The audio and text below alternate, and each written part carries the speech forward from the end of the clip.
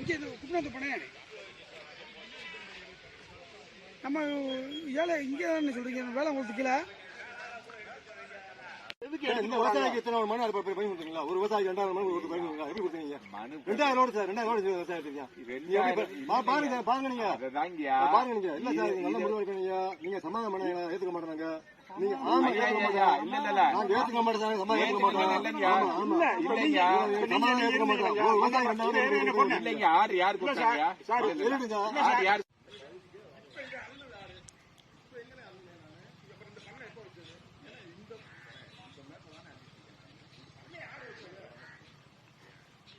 விவசாயிகளுக்கு காசுகளை வாங்கிட்டு முறைமனமா நடக்கிறாங்க.